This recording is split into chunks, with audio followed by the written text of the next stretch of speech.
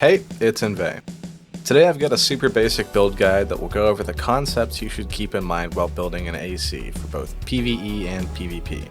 That said, I'm a fairly PvP focused channel, so many of my thoughts will be skewed for PvP.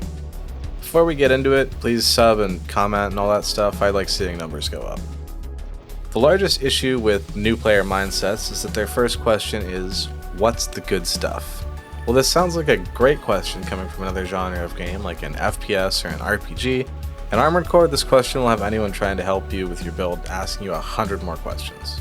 The primary thing to keep in mind when building your AC is, what do I want this AC to do?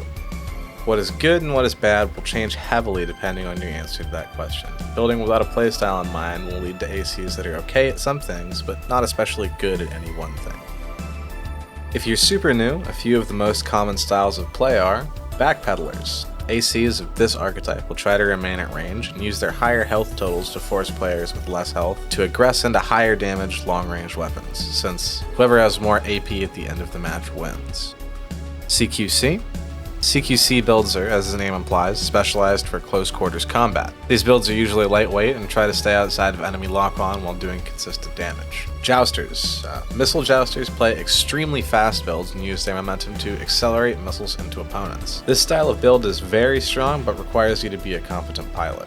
These are just a few examples of a specialization that you may want to build for. This is by no means a comprehensive list, as there's a ton of different ways to specialize in AC, but it should give a general idea. With the generalized thought process stuff out of the way, I want to jump into what stats to prioritize for each category of part, how to view the full stat screen, as well as how to view the stat descriptions of each individual stat. Let's start with the basic and easy. You can press square or X on the assembly screen to sort parts by a specific stat.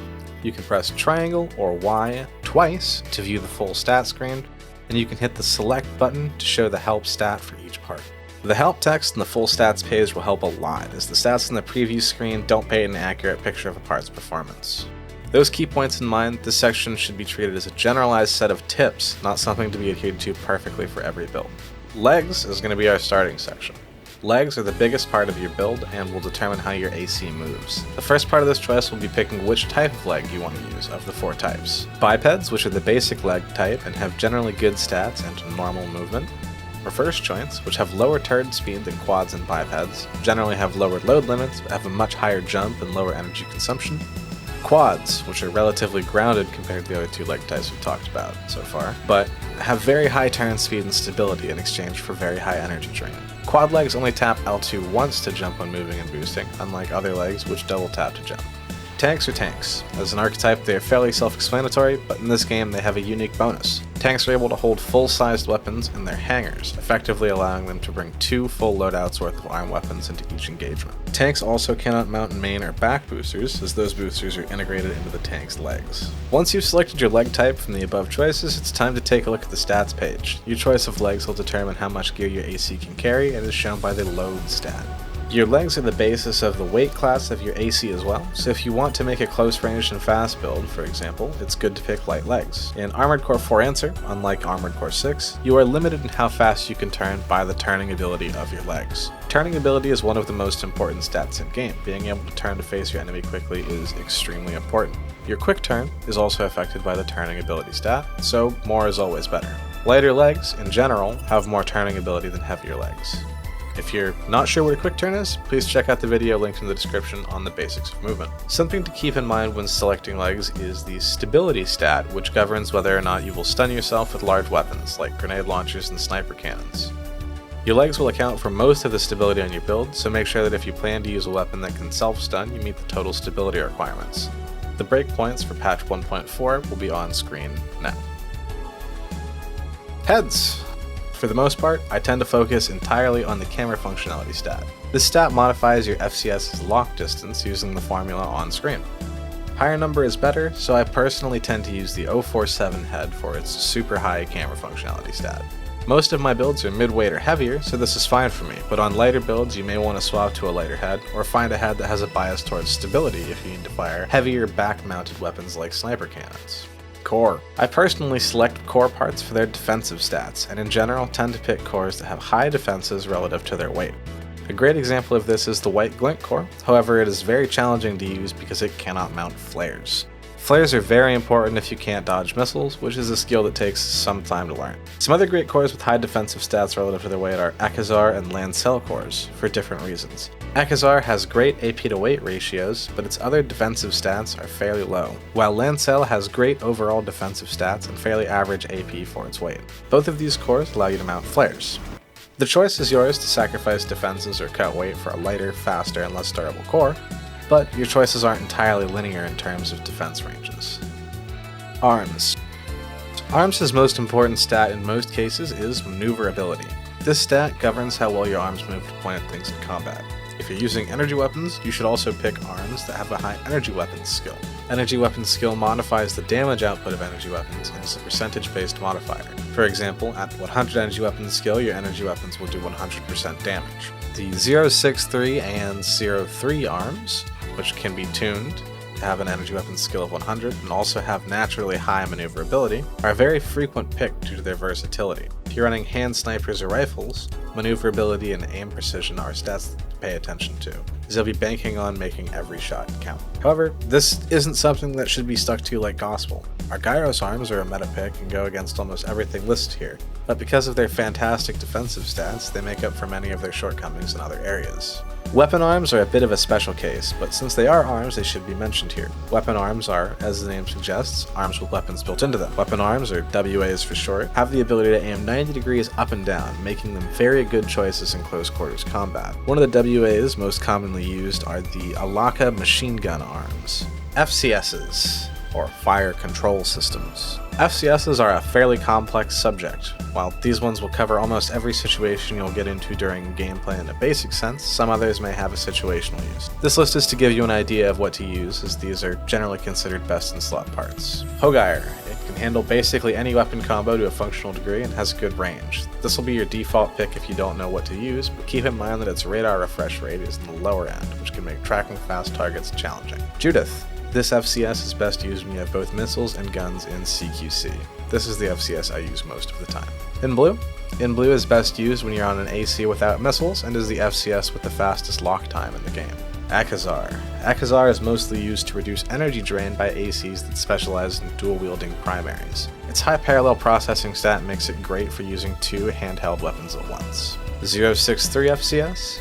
063 can also handle basically any weapon combo, has a great radar, and can counter ECM, but has very high energy drain compared to other options. And finally, the Yellowstone FCSs. Both are good for missile-focused ACs, but struggle when used with guns. You'll notice there isn't a blade-specific FCS here. Blading is a less common build style due to the lag it introduces in 4-Answer, and I personally don't blade enough to make good suggestions in that area. Generator. Generators are a spot many new players get tricked by the game. Most people tend to gravitate to high energy capacity generators, but this is a trap. The high capacity generators have very low energy output, and so regaining your energy back to capacity when you're out of energy is a slow and arduous process.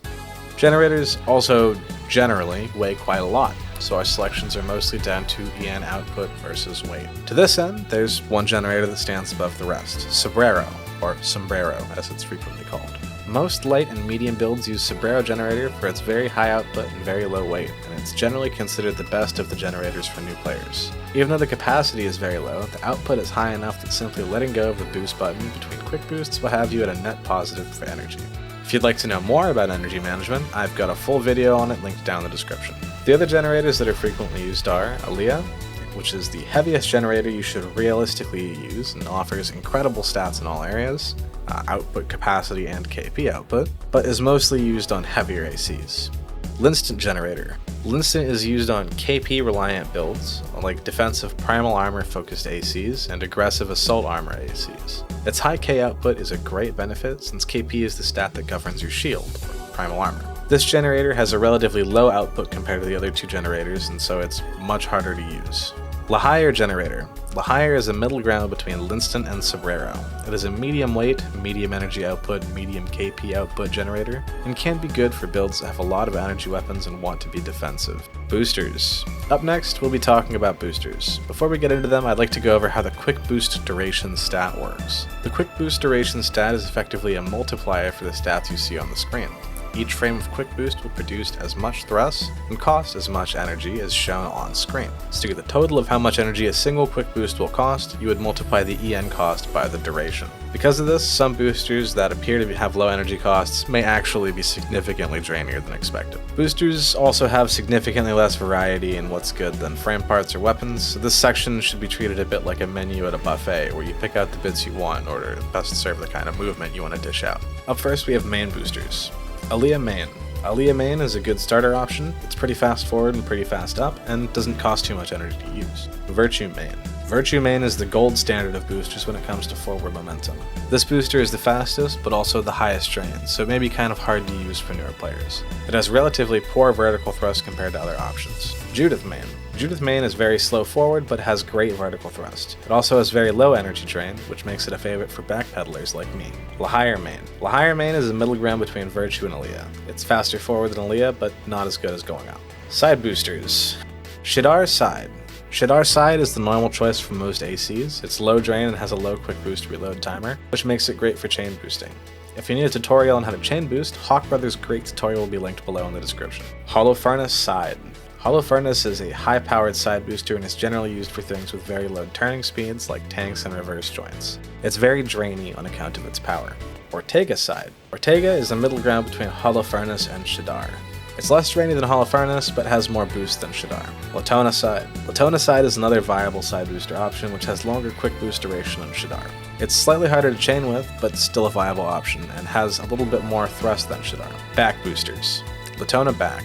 Latona back is the standard option for most ACs. It's low enough drain that when hovering with Sombrero Generator, you can regain energy and remain airborne. It's not particularly fast backwards, but it's very efficient. Aaliyah back. Aaliyah is the bread and butter of most backpedalers. It's very fast backwards, but drains a lot of energy. This is usually paired with Judith main booster. Lahire back. Lahire is once again the middle ground between the other two options. It's faster than Latona, but less drainy than Aaliyah. Our final booster is our Overed booster. In PvP, this isn't used very often because it costs your shield to boost, and it isn't that much faster than second staging or chain boosting to escape. If you don't know what those things are, once again, videos will be linked in the description which explain them. KB Judith. This is the one to use when you're not running Assault Armor. It's the lightest and lowest drain. We won't be pushing the button in PvP most of the time, so it doesn't really matter that it's slow. Rigel. This booster has the best attack power to a range ratio of Assault Armor capable boosters, and has the highest attack range for Assault Armor. Linstant/O. This is the choice if you want quick OBs for escaping. It typically should be paired with a strong forward booster to hit extreme short-term boost speeds, by activating OB and quickly cutting off after top speed is gained. Outside of Linstant, Overboost isn't really used. That covers the internal section. By this point you should have an idea of what you'd like your AC to do, and you should be about ready to put on some guns to fit that ideal.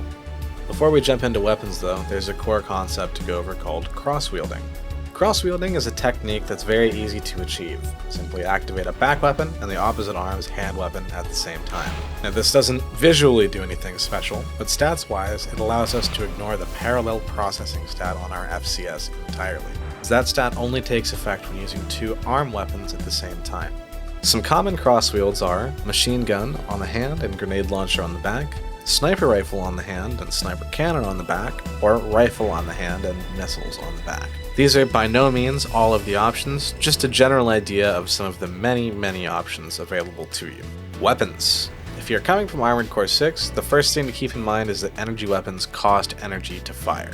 You can see how much they cost by checking the energy cost in the full stats page, which is viewed by pressing triangle or Y twice. They are some of the best weapons in the game and basically ignore primal armor in exchange for costing energy to fire. The second thing to keep in mind is that you have a shoulder slot, which can mount flares, relation missiles, PA molders, flash rockets, and many other fun things to torment your enemies. The most common use of this slot is flares, with the most common flares being the Tetris piece, which will be on screen now. Second place is relation missiles, which fire when you fire your missiles. The Type B button to activate your shoulder mount is circle, or B, and you should be on Type B controls. Speaking of additional stats that aren't in AC6, melee ability. Melee ability is how well your gun's reticle moves across the screen, not how well they can melee attack, which is not a thing, despite what AC4's opening would lead you to believe. The weapons that you will pick will directly correspond to the AC that you have built over these last few sections, so the first thing to ask when picking a weapon is, what range will I be fighting at? If you've built a super heavy AC so far, the answer to that question will likely be long range. Heavy ACs benefit from long ranges since they're able to pop shots off at approaching lighter targets. Many long-range focused ACs also carry a close-range focused crosswield, so that in the event a lighter build gets in on the heavy, they can retaliate quickly and effectively. If you've built a super light AC so far, you probably will want some close-range weapons on that do a lot of damage, either sustained or burst. Lightweights love machine guns. When picking weapons, ballistic velocity is one of the most important stats. Weapons with higher ballistics velocity tend to be better online because of how the netcode works.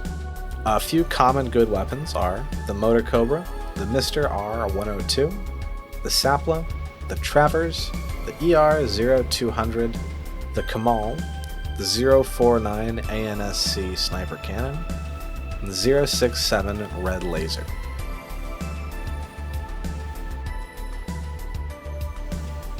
And a few to avoid are Gatling guns for their low projectile velocity and high weight, chain guns for their low projectile velocity and limited tracking angles, handguns for their low ammo count and extremely low effective range, and pulse guns for their low ammo count and extremely limited range. I hope this guide helped. If you'd like to see more direct guides, I have a couple of build guides on my channel for specific builds already. They'll also be in the description. If you like this video, please like it and drop a sub. I'd really appreciate it. I honestly don't do that much Armored Core stuff nowadays, but every once in a while you get something like this.